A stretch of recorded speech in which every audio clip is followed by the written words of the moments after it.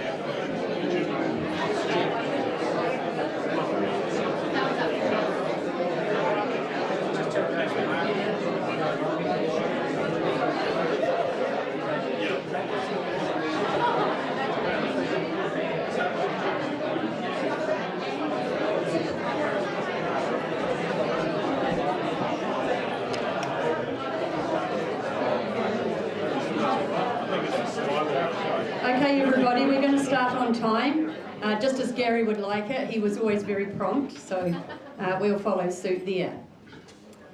Welcome everyone to the service to celebrate the well-lived life of my dad, Gary. Also, a special welcome to those of you who are with us online from all over the world. For those of you who don't already know me, I'm Janine Manning, Gary's daughter. Along with Mum and my brothers Mark and Dave, we would like to thank you for travelling to Whitianga to be with us on this beautiful day. We have been amazed at the support from the family, friends and the local community, and we really appreciate it. We'd also like to thank you in advance for looking after Mum in the days ahead. We are grateful that the final stage of Dad's illness was peaceful and quick, helped by the kind support of local district nurses and the Mercury Bay Cancer Support Trust. We were lucky that Dad was able to stay at home. He was an easy and appreciative patient. The only thing he insisted on was not having to eat salad ever again. An easy request to meet. A few weeks back, I heard Dad on the phone to one of his grandchildren saying, "I'm being very well looked after." When he finished the call, I reminded him that he's been very well looked after for 63 years. As it often goes in the Kilmister household, my brothers commanded a majority vote to decide who would take on the role of celebrant for today's service. The odds weren't looking good for me, and they probably think I drew the short straw. However, I prefer to look upon it as a privilege to be given this role. It also gives me the opportunity to be the boss for a change, even if it's only for a short time.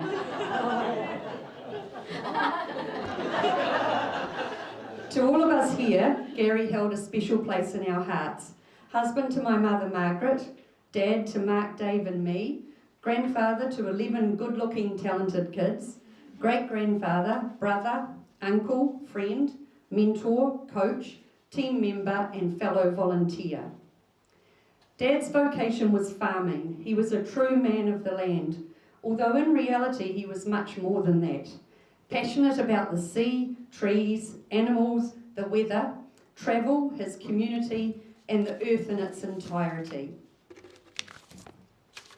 Dad was interested in the environment from an early age, long before it became trendy. He was well read and had a deep knowledge of the wider world around him: history, theology, geography, economics, the world's financial markets, and carbon credits. In a game of Trivial Pursuit, his general knowledge would reign supreme. Some of you might be surprised to hear that Dad was also a talented writer, recording stories of dogs Blue, Baldy, Ruff, Rum, Roy, Toss, and Pip, usually with a villain such as Ruff and the Bantam Rooster and Rum and the Black Tomcat, always with a moral or a saying to conclude. He also wrote about farm life and how Mum, or Margie as he called her, helped, and where her talents exceeded his. He even wrote about politics and the economy, mainly the pain when a Labour government was elected and how you have to live off what you earn and that owning houses won't produce any exports. After working hard from a young age, this story from 1984 is one of my favourites. In Dad's words, "Well, when David Longy came along, I said to Margie, you had better get a job in town." Off she went to the medical centre in Fielding. Margie really enjoyed it there and we became dinkies, which meant double income, no kids, as Mark, Janine and David all had jobs. Suddenly we had enough money to enjoy ourselves. I was well on my way to paying off the mortgage. Everything was looking up. With the Labour government, I suddenly realised I was not a farmer. I was a foreign exchange operative. It was all about the dollar. If it went up, misery. If it went down, joy. I can't blame Longy for removing the subsidies. That had to happen, but the rest of the economy danced on the premise that you don't need exports and that a deficit budget was okay. What nonsense. Closer to home, Dad was humble and happy in the way that he and Mum lived, brought up a family and contributed to the community. He was always engaged and patient, not only with Mark, Dave and I, but also a gaggle of cousins and our wider circle of friends. We were always the home that everybody came to. My cousin Lindley said the other night that she could only remember seeing Uncle Gary angry once. Unsurprisingly, it's the same story as me, as we were joint culprits in the motorbike trailer that day. We started rocking until Dad upturned the bike and the trailer. He grabbed a length of polythene pipe and gave me a well-deserved hard whack across the backside. Lindley escaped the physical pain, but she was included in the "I'll have none of that girl rot" rant that followed. Dad lived a healthy and active life, swimming in the sea, biking, working outdoors, playing cards and table tennis. He met Mum at table tennis and played throughout his life. At the end of last year, on a cruise with Uncle Chris and Auntie Irina, he won the table tennis competition every time he participated. The runner-up on receiving his prize said he thought he'd done well because he was 80. Dad didn't have the heart to tell him he was 84. Dad certainly did not want to die, and we know that dying is a difficult thing to talk about. In saying that, a few weeks ago, Dad took the time to tell me that he was happy with his life and his family and needed no more than that. It was very kind for him to be putting our feelings first during a difficult time for such a fit, healthy and independent man. This reminds me of wise old headmaster Albus Dumbledore, who says to Harry Potter in the Philosopher's Stone, "To the well-organised mind, death is but the next great adventure." Dumbledore was talking about a mind that had taken time to prepare itself for death, a mind that had lived life to the full and was ready to launch into the next great adventure. That's my dad.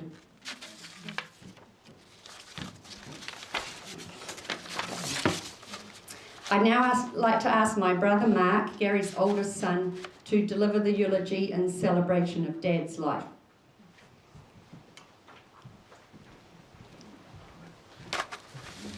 Thank you, Janine. David and I really felt that Janine deserved the opportunity just to be in charge of the once, so thank you, Janine, for the talk.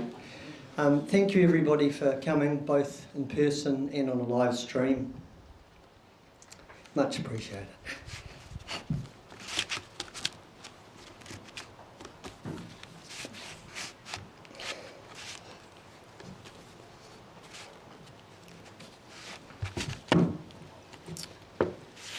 For those of you from Wellington, Fielding and Whitianga, I sort of thought there were 4 stages to Dad's life, and you're all here today from all of those areas.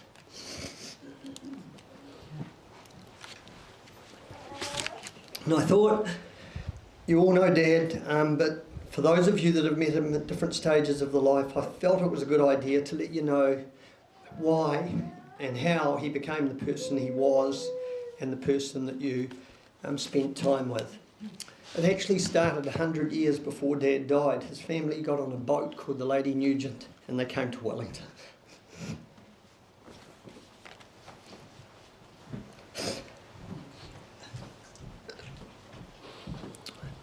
They were dumped on the beach in 1841, and there weren't many people in Wellington in those days, and they had to get on with it. They became the first settlers to really settle Wellington, and so I guess you would know that Dad's from a hard-working and tough family background. The toughness came in analogy that all 5 children landing at Batoni lived. In those days, half the kids died on the boat when they were coming to places like New Zealand. Dad grew up in Nio. His grandfather had farmed at Nio and Crofton Downs, and the wider Kilmister family had farmed all around Wellington after purchasing land over the best part of 100 years. My dad's dad, my granddad farmed at Nio, and my dad's uncle farmed at Crofton Downs as we were growing up. It must have been quite interesting that in 1940, Dad was born in June, middle of winter, at the beginning of World War II. It was probably quite an anxious time for a lot of people. He had an older brother, Tom, who unfortunately has passed away, and he had a younger sister, Louise, who's here today. That was a start to life, and he had a good, honest upbringing. He loved working on the farm, and he had a passion from an early age to own his farm. In Standard 6 at Nio School, he was captain of the first 15. 20 years on, in 1973, I was captain of the first 15 at Nio School as well. And Dad always said to me that being a captain of a team that was from Standard 6 was far more honourable than being one from Standard 4. But unfortunately, by then we had an intermediate. In about 1960, he met Mum at the Onslow Table Tennis Club, which was played at the Nio Town Hall. And they were married in 1962. That really was the first chapter of Dad's life. From 1962 to 1977 was our upbringing in Wellington and his family life, I guess. And I don't think people in this room will necessarily understand the connection that the Kilmister family had to Wellington and what a great place Nio was. In those days, things did happen quickly. There was no mucking around and overthinking like there is these days. I was born in 1963. Janine in 1964 and David in 1967. Dad, in order to get his farm, had to do a number of things. Janine talked about the Labor government. She can remember David Longley. Well, I can remember Norman Kirk, and it wasn't a happy night at our house. He realised he had to go and work outside the farm. There was only enough money, if that, to keep one family going on the farm in Nio, and my granddad was still working. So Dad got jobs at the TAB in Kandala. He drove a truck at night, and then he became farm manager for 2 farms where a lady called Barbara Kay and Jean and Margaret Mulholland across the road, sisters, had inherited farms, and they needed someone to run their farms. Dad took on that job and still farmed in Wellington. Aside from family, of course, when you're a farmer you have dogs, and if you have a look at your program you'll see Dad's favourite dog, Roy. Roy was Dad's favourite dog then, and he was his favourite dog until he died. But the story with Roy was Roy decided one day in Wellington, because we were in town, that he would go and bark down the drive, and Dad come rushing out onto the patio, and for those of you who are from the rural world know how loud farmers yell at their dogs at times like this. He yelled out, "Sit down, Roy." And the postman who was posting the letters sat down. So happened his name was Roy. It's one of our favourite stories for many years, even though I think Dad actually felt guilty. But in Wellington in the 1970s, it was being very difficult to become a farmer. For those of us, and I've seen a few of you here who come from Wellington, you understand where Nio is. Getting to our farm with a stock truck, for example, must have been an absolute nightmare driving up Awarua Street.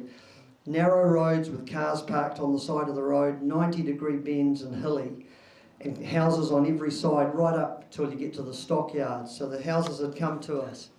you had complaints when people were spraying, and you had dogs that attacked and killed sheep. There was not really a great future of farming in Wellington. So that was the background to how we eventually got to fielding. In Wellington, Dad started going to lodge, where he went for over 50 years. He originally went with my mum's father. He coached my rugby team at the Onslow Rugby Club. Aside from Nio School, the best rugby players you'll ever see. And we had our first trip to Whitianga. We stopped at all of the campgrounds at Waihi and Hahei and all of them, but Mum and Dad took a particular liking to Whitianga, and for many years came back to the Buffalo Beach motor camp. 1976, Dad finally secured a farm. The farmer that sold privately to Dad was a lodge member who had two sons. One was overseas, and we were able to get the farm, I think, with some help, at least in terms of only negotiating with us and selling the farm to us. So the life in fielding started, chapter 3 of 4. Inauspicious start to fielding. At the end of 1976, Hutt Valley had a major flood which affected our house in Nio. There was a subdivision next door, and all of the rocks and all of the water came through our house. So taking on a big mortgage and moving a family away from Wellington, and the family, you could say, had been there all the time, but they'd been there for 137 years really, as far as Dad was concerned, was quite difficult. Mum and Dad had to get a bridging loan on the house, and that was probably quite a extra thing to do. But by May, the house had been fixed up, the insurance had been agreed, and we were able to get on with life. Farm was in Sandon Road in Fielding, just a few miles from Fielding itself, in the Mount Biggs area. David and I had started playing table tennis in Wellington, something Mum and Dad obviously did, and there was no club in Fielding, so this was perhaps fortuitous. It was Dad's first venture into doing something beyond just helping out. He set up a table tennis club in Fielding with the help of some blokes from the local freezing works and some businessmen in town. So a year or so after we arrived in Fielding, we had a table tennis club which had been closed for over 20 years, up and running and playing. Dad played golf at Fielding. He went to lodge in Fielding, where he had a year as master of Marquino Lodge. He supported his kids' activities, and he was involved in the Mount Biggs community. Janine touched on the mortgage, and I'd always thought he must have got on top of the mortgage because he sold all his sheep.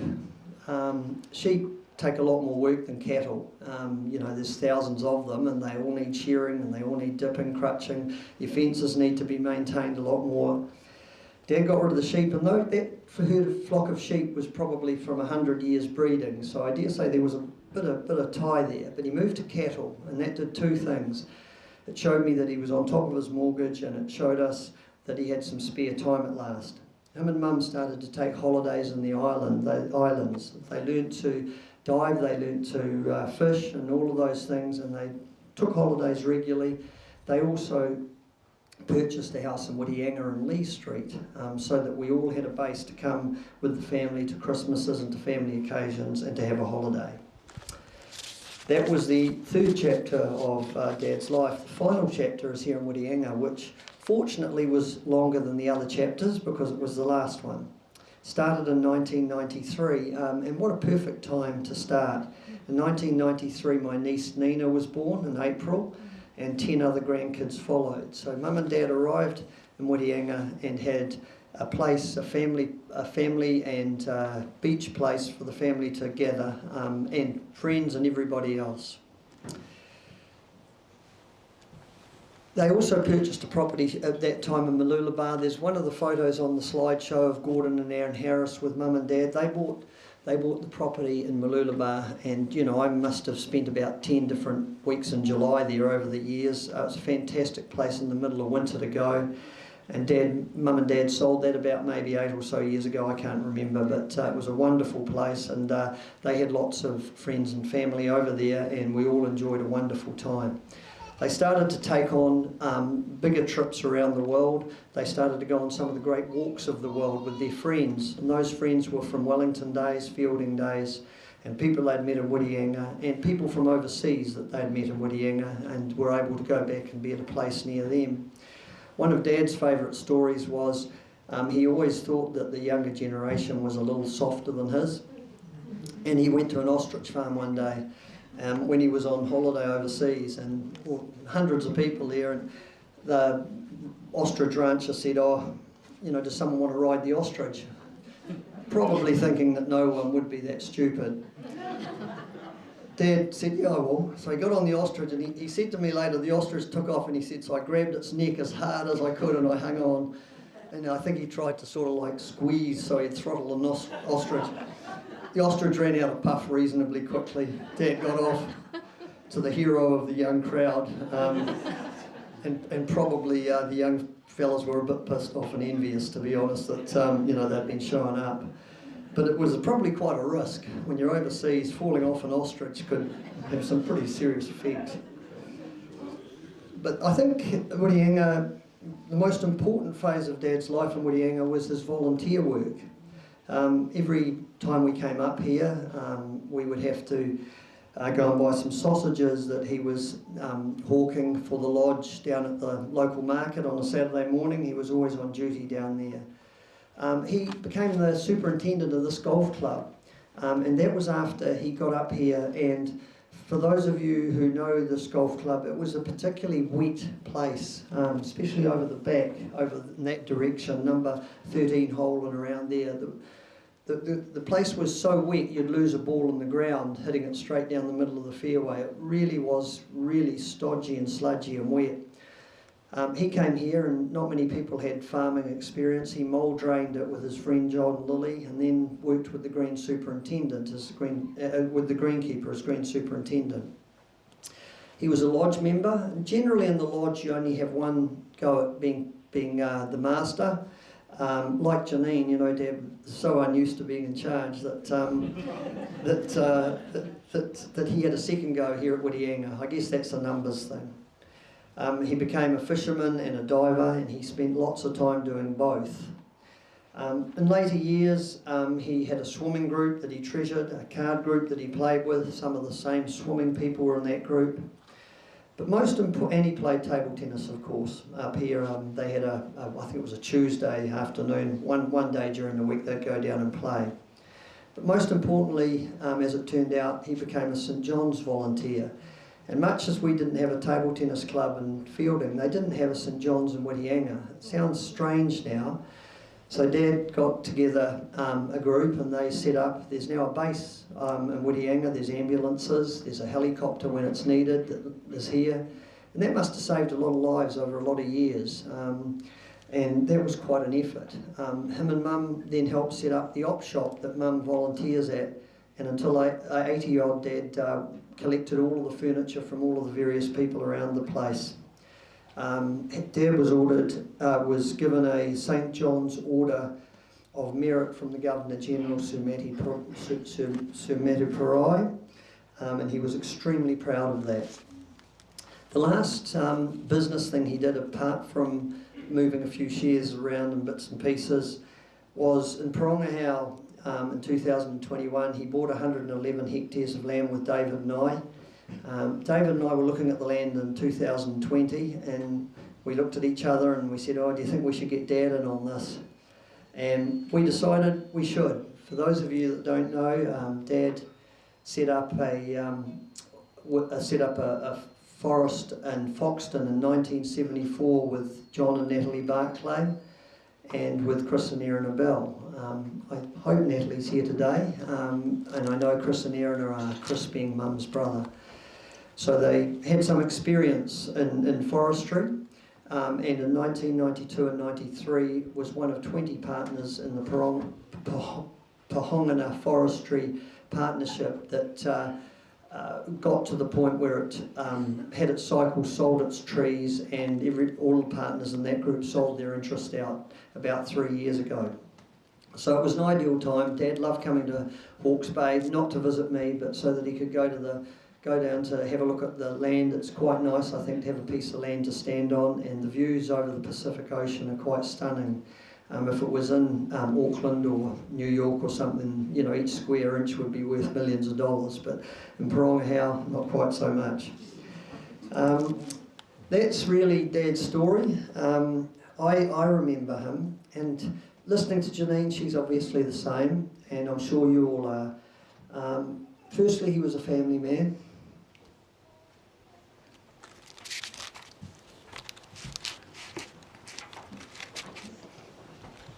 Secondly, he was a farmer. Thirdly, he was a volunteer. Next, he was a canny investor. And I think when we put all those things together and recognise his background, he was an all-round good guy. Like Janine, and on behalf of Mum, if I can be so bold, I'd like to thank all those people over the last 3 months that have come to Whitianga, and of course those that are already here. We got a lot of help over the last 3 months. David and I thought we were going to be doing lots of shifts, but Janine came up when required and gave us a break, and Lindley came up as well, and we had lots of people come, and I don't want to name everybody because there were so many of them, and of course there were those people locally. Lastly, I would like to thank the golf club. Mum and I rang the golf club last Tuesday, and we spoke to the lady who answered the phone, and she said, we told her we'd like a funeral at 12 o'clock on Monday, and she said to us, well, I'll get somebody to give you a ring back tomorrow. And Mum and I got off the phone and looked at each other and thought, oh, you know, tomorrow. Things were moving so fast. But we got a call back in 1 minute, and the golf club said to us, you're welcome to use the golf club, and we're not going to charge you.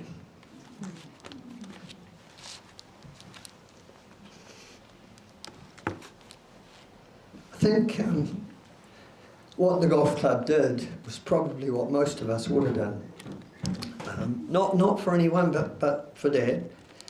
And so when we finish this, we're going to have a sandwich together, and the golf club are going to open the bar. And if I might put on the hat of a volunteer like Dad, please buy a drink, whether it be a lemonade, if it's too early for a beer or a wine. I understand that Mum is paying for the drinks, but I'm sure it would be nice to give something back to the golf club.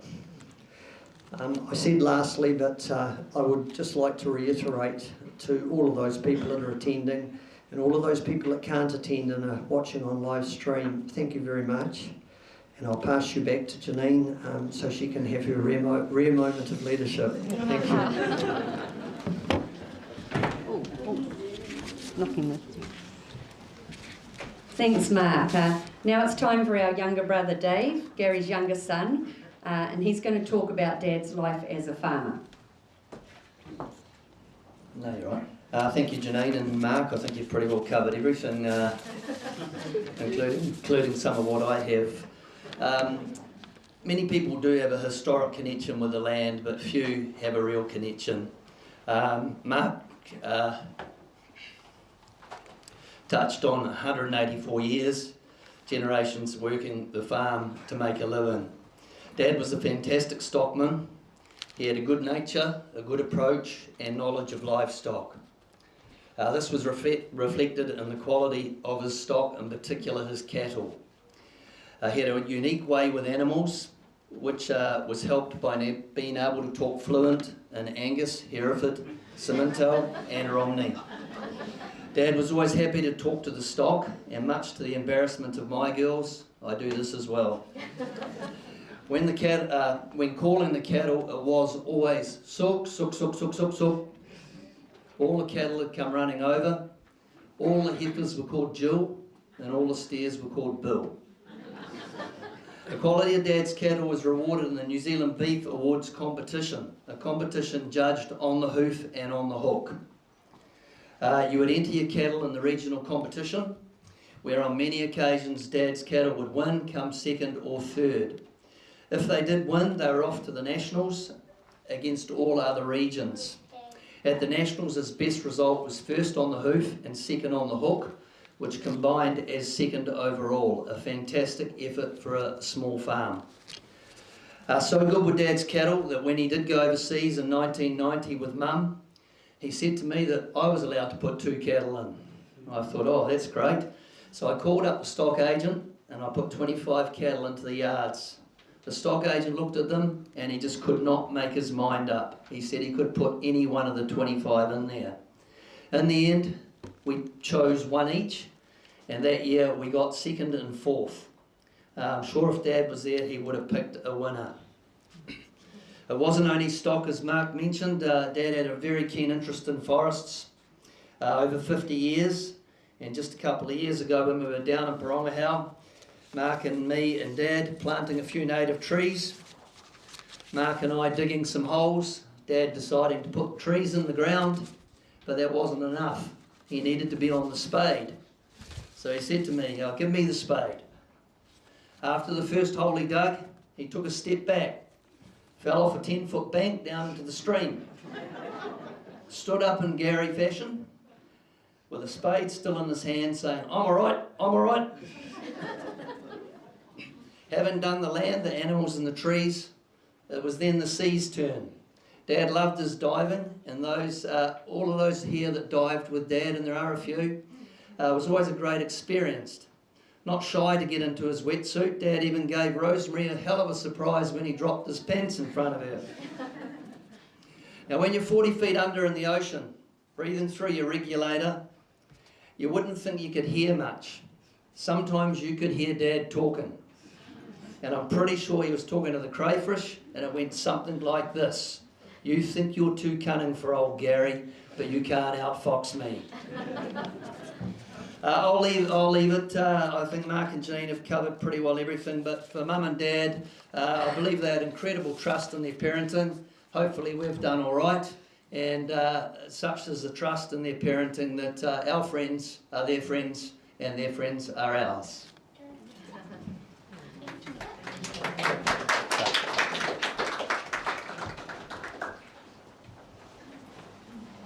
Okay, oh, turned it off. Okay, now we have Hannah, who's one of Gary's grandchildren, so she's going to be speaking on behalf of the other 10 grandchildren.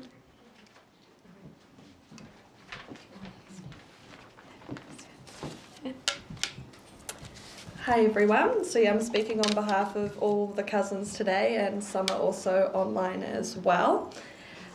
Granddad became a grandfather when he was just 52.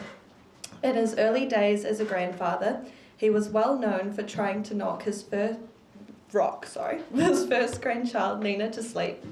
Instead, he would rock himself to sleep, with Nina remaining wide awake.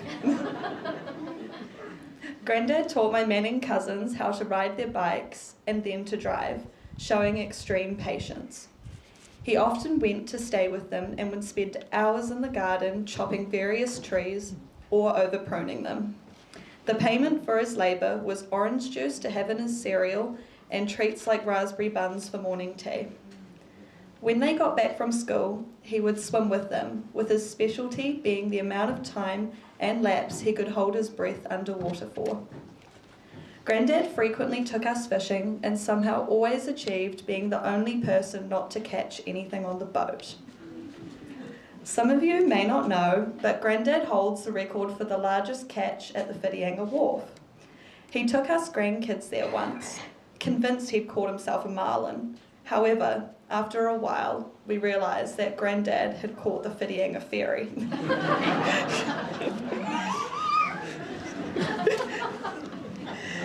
He was an incredibly active and present grandfather, to which we are all incredibly grateful. If there was an Olympic event for running backwards, he would have won it. Granddad always rooted for the underdog. Rasputin, Barton, Coyote, Tom, Dirty Dick Dastardly, and Muttley, and most commonly described these characters as cunning. We will always remember him for his quirky sayings: crusts make your hair curly, honey makes you funny, girl rot, rag mop, and sook sook sook for his cattle call for feeding time. We will always cherish our holidays we spent and still spend in Whitianga, Ice creams, Mother Brown's Creek, card games, sausages on the barbecue, and visits to the park are just a few memories that will stay with us forever. Trips to the movies with Granddad were a treat. He'd take us along, buy the tickets, and then use the opportunity to catch up on some well-earned naps. Granddad was a modest man who worked hard to build a great life for his family, extending a helping hand to support the next generation. He is someone, along with Granny, who has given an incredible amount back to the community, making it a better place. We'll miss you.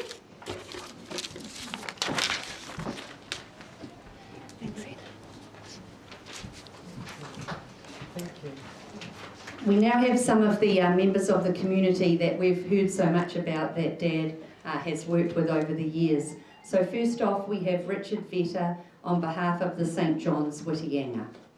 I think Richard's outside, so here he is. Thanks for that, Janine. Pretty hard act to follow, I have to say. And I wrote out this lovely little speech here, but I think most of it's been covered. But I'm going to go through it anyway. But the first thing I wanted to mention was the privilege of being able to speak up here today on behalf of St John, but also for myself, because I knew Gary well and Marg. And when I came round to the house and met Marg, we were discussing what sort of number of people might be turning up. And I think they were maybe thinking it was going to be a lot less than that's here. But I sort of wanted to tell them that, you know, Gary is this very incredible person in this community and has done so much that I think you'll be overwhelmed by the numbers, and I think that's true today to see what's here.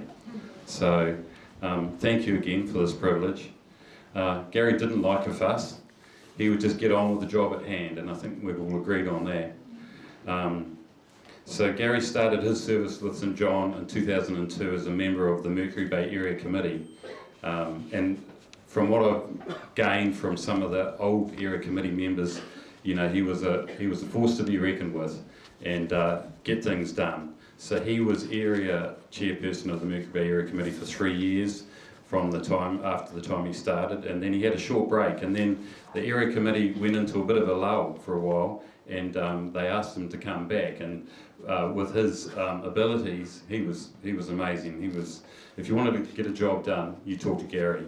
So in 2012 he came back onto the area committee, and he re-instigated getting things moving again. So Gary was the driving force for many fundraising activities, including the annual St John Golf Tournament, which was held here, and the calf rearing scheme that was instrumental in overseeing the fundraising of over $300,000 to build the new Hahei St John ambulance station, which I was lucky enough to oversee the build, but Gary did all the hard work really by getting the money along with the rest of the area committee at the time. For all the time I've known Gary, he has been a giver, devoted to whatever he puts his mind to, and again we've heard all of that today already. You would see Gary out on his bike or walking or swimming, making those good choices to keep himself in peak shape. If Gary wasn't helping in the community, chairing the local St John area committee or helping in the St John op shop, he was looking after his family, and that was the second thing that always made me wonder what a great guy he was. It was all about the family for him and what we saw, so always thought that was something quite special. When I first met Gary, he invited me to become a part of the St John local area committee.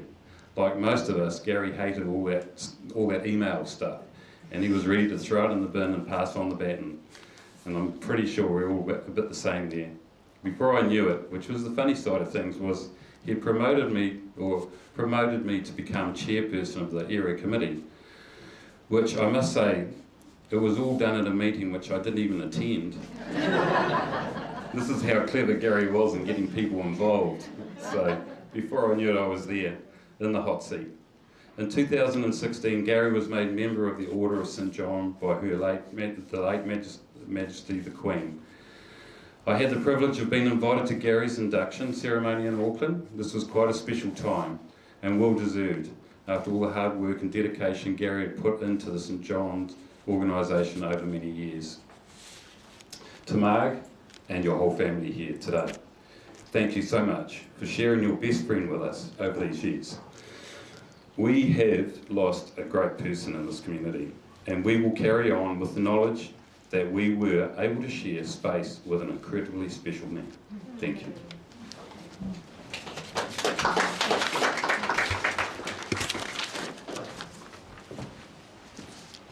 Next up we have Jeff Jervis from Dad's Swimming Group.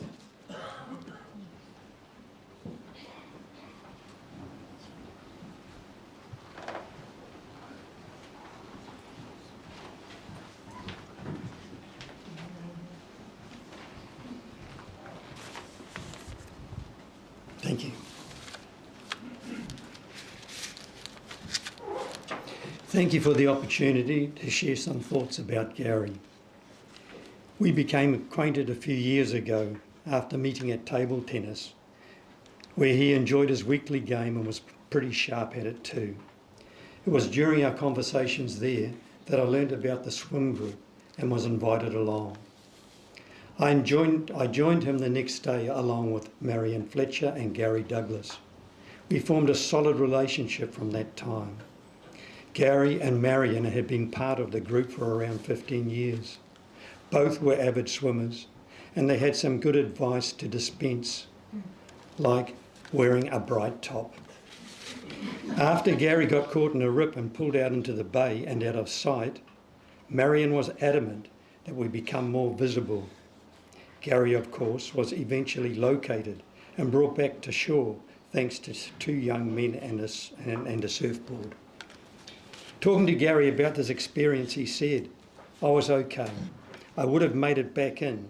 I was just waiting for the right wave to help me."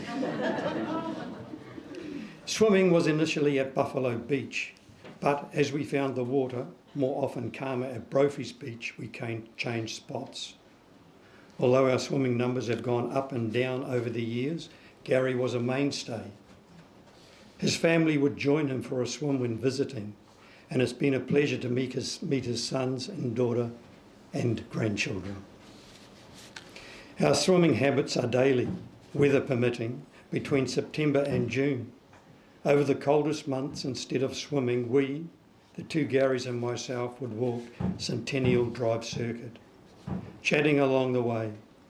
Both swimming and walking gave me a great admiration for Gary, who liked to keep fit.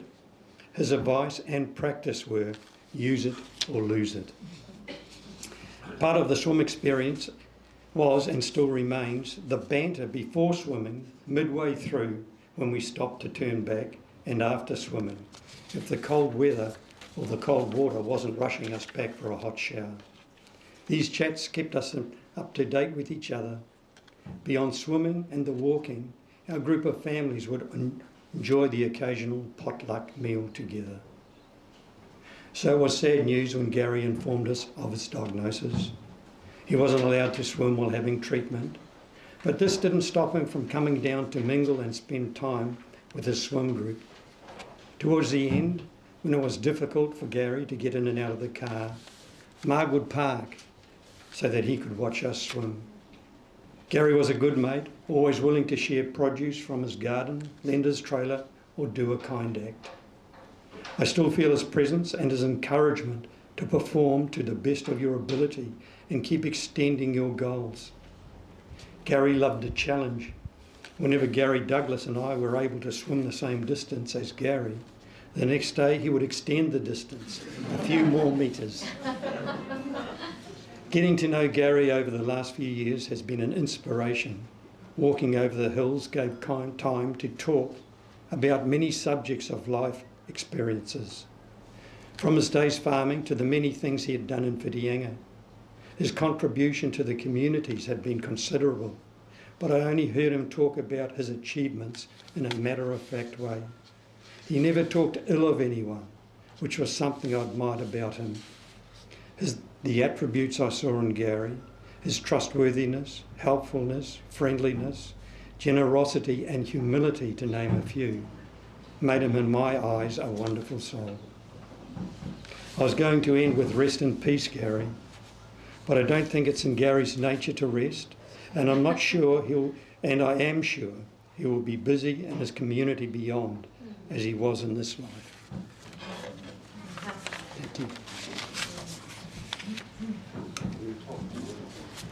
Thanks, Jeff. Now we have Norm Adams on behalf of the Whitianga Lodge.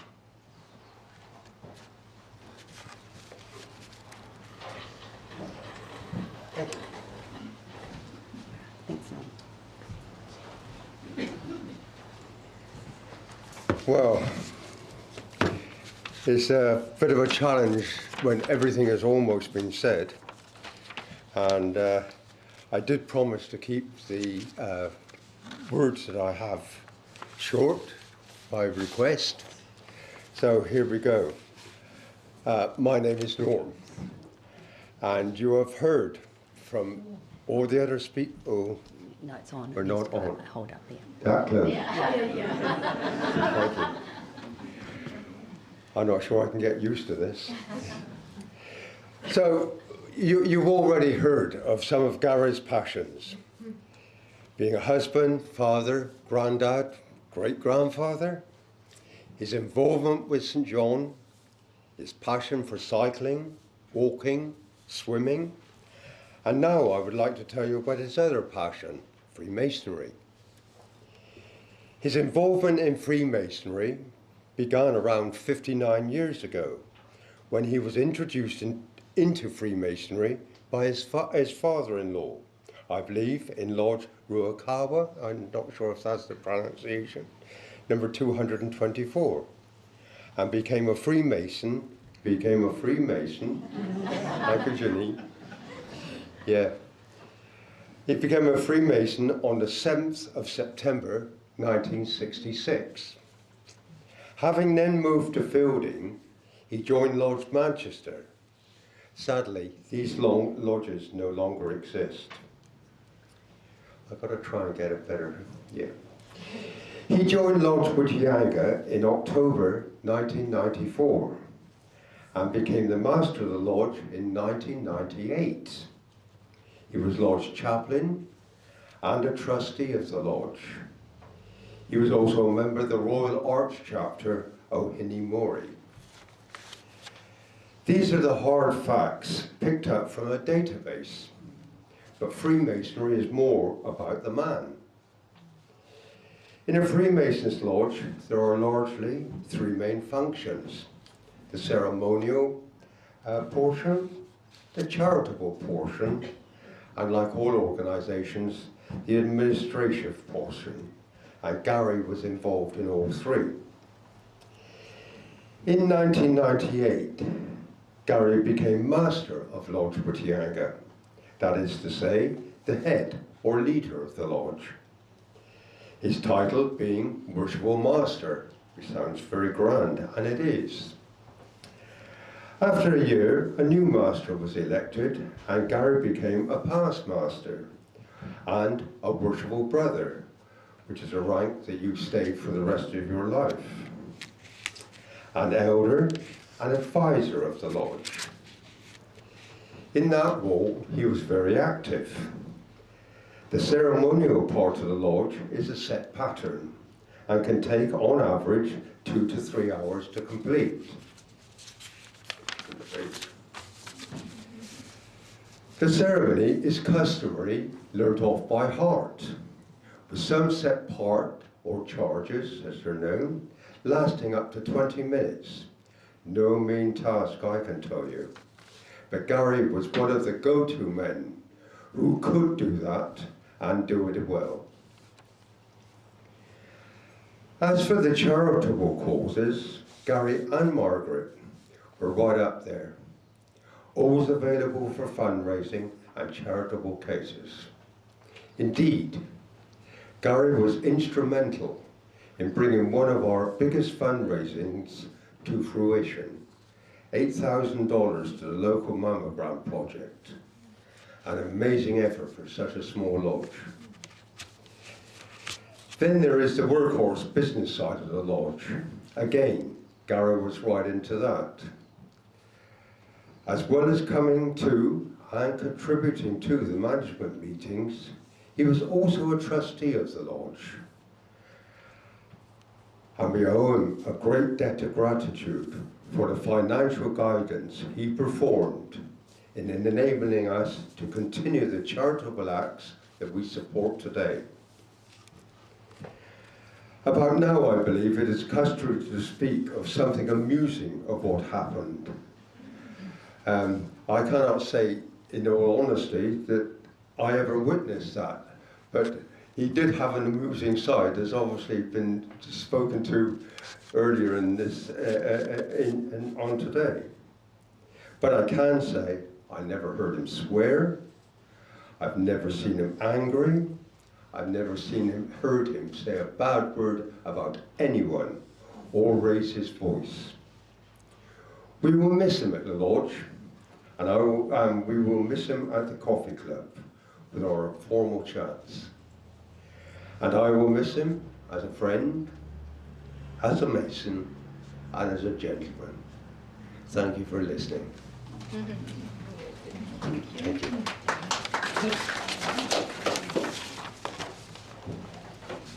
Well, we've run to a pretty good schedule, so I think we've got a few minutes when anybody who would like to come up and say something. I know there's a couple of people that are already lined up. So first of all, I'd like to ask my Auntie Louise, who's Dad's younger sister, to come and talk, and then I think Auntie Irina, you can follow on from there. And then if there's anyone else, I might give you a few minutes each. Thank you, Janine. Okay. Like you, having two brothers, I know what it's like. Very, very difficult situation. Even when Gary was born in 1940, he had to beat Tommy and I and be a 9-pound baby born. We weren't anywhere near that. Yeah, the memories of growing up with a brother like Gary still hold fast in my mind. One of the main ones was when he was at Nio School, and they had the Northern Schools swimming at Thorndon Baths, and the last event was how far you can swim.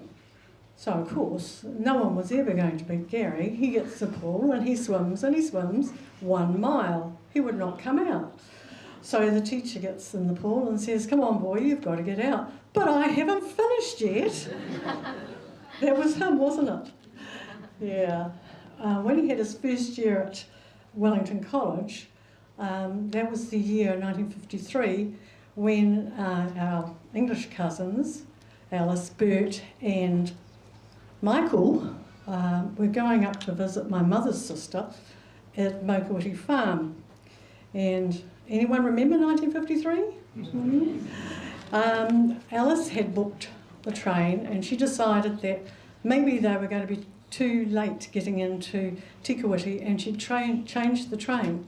Thank God she did, because that was Tingiwai, and they would have been on it.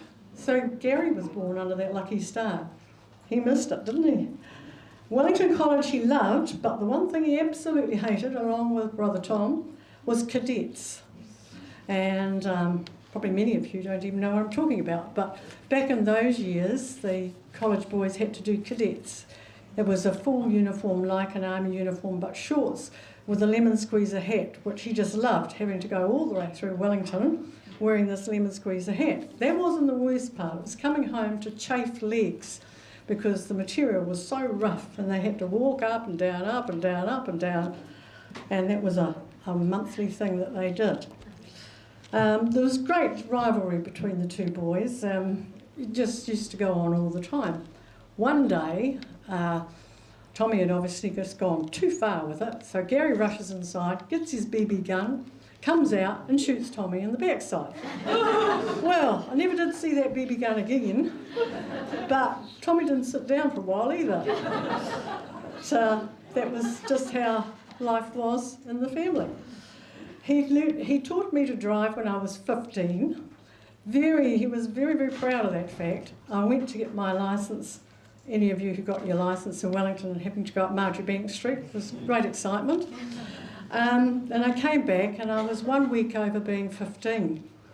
And the policeman said, "How did you learn to drive in a week?" And I said, "I'm a very fast learner." He pipes up and says, "No, I'm a very good teacher." That was him. But our life together as a family was amazing. We had a wonderful family unit with a wonderful mother and father. And as people have said before, it was really pushed in us the fact that we came from a pioneer family that left Bath in 1840 to set foot in New Zealand and put a foot in the ground and do some good in this world. They surely did. I hope, and I like to think, that all three of us did that. Tom, who left us in 2012. Now Gary. Hopefully I might have a little bit longer to do my bit too. Lovely talking to you, and I was proud to have him as a brother. Thank you.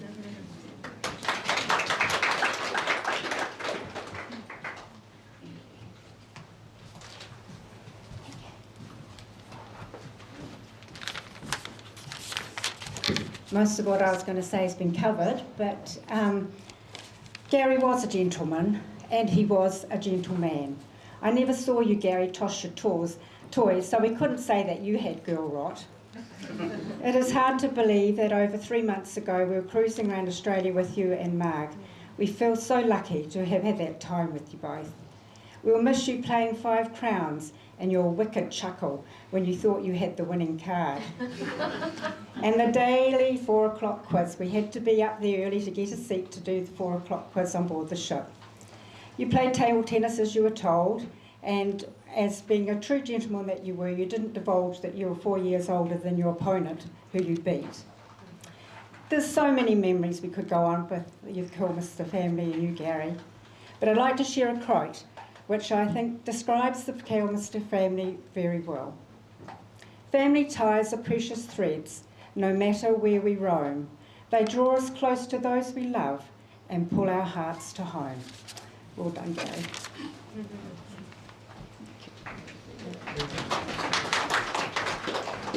Thanks, everyone. Was there anyone else that wanted to say something? I've got one little bit to read, but if there is anyone else, I'll ask you to come up before I do that. Anyone else? Oh, okay, that's good. The ostrich story is in this, so I'll miss that bit out, but I'll read the rest of it. This is from Mum and Dad's friend Courtney and Carol Harper, and it's called Old Dog, New Tricks. It's only recently, after being in New Zealand for 30 years, that I realised just how accurate this description was of you, Gary. Of course, added to this, you have always been very kind, caring, strong, determined, and very honest. A family man and an example to all who knew you. Carol, I and my family are proud and honoured to have been your friends. The warm memories of our many fishing, diving and golfing days and the holidays and travelling excursions, plus the embellished yarns and anecdotes. We will always be there for us to remember you by.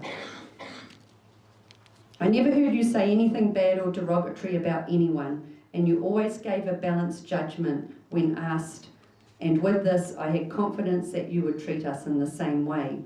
This is, of course, a huge testament to your character and was an example to all who knew you. You set high standards to all that met you. You and your lovely family welcomed us when we came to New Zealand. You made a difficult time easier for us, and we thank you for that. Our world is poorer now. Thank you, Courtney, Carol, Samantha and Kim.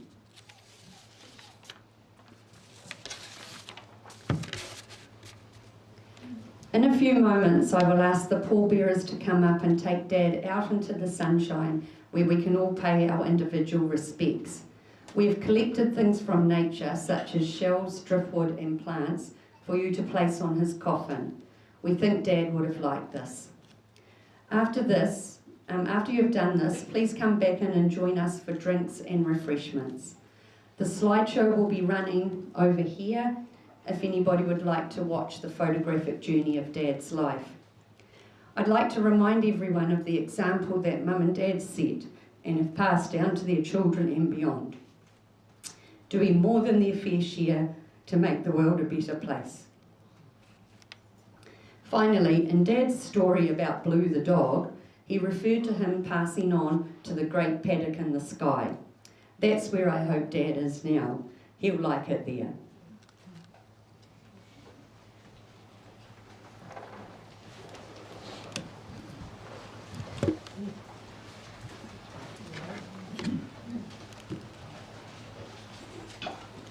think I'm supposed to ask those who can stand to stand while we'll put Dad's hat that you might have all seen. We're going to send his hat with him because he loved that hat.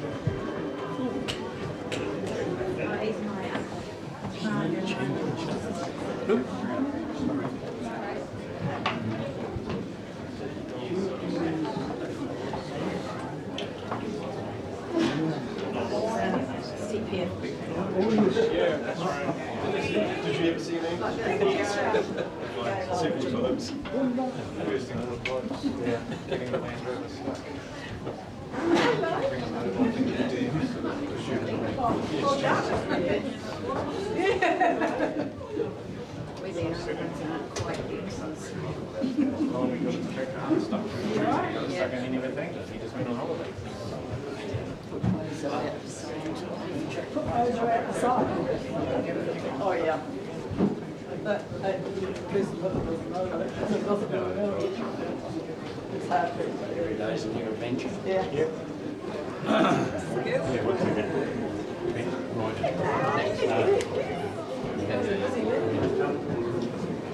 Gary's around.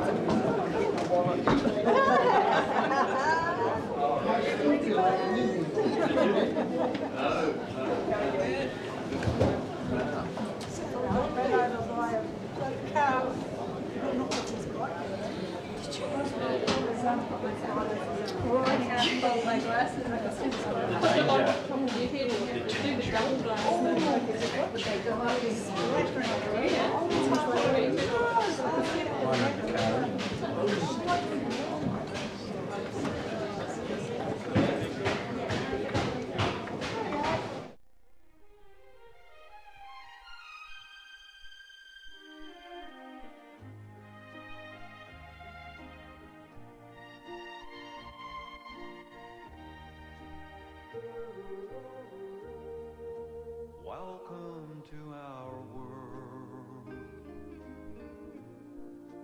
Won't you come on in? Miracles, I guess, still happen now and then. Step into our heart. Leave your cares behind. Welcome to our world, built with you in mind.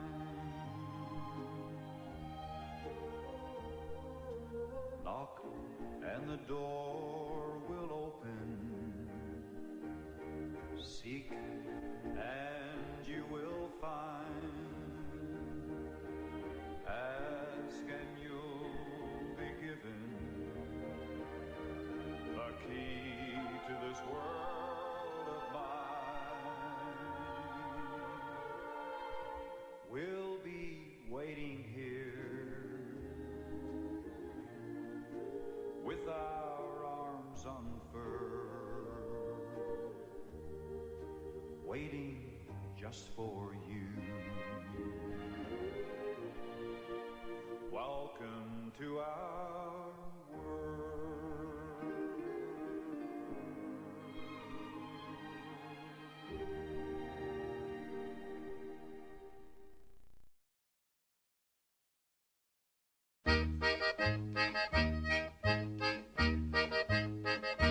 Can't you see I love you? Please don't break my heart in two. That's not hard to do, 'cause I don't have a wooden heart. And if you say goodbye, then I know that I would cry. Maybe I would die, 'cause I don't have a wooden heart. There's no strings upon this love of mine. It was always you from the start. Treat me nice, treat me good, treat me like you really should. 'Cause I'm not made of wood, and I don't have a wooden heart.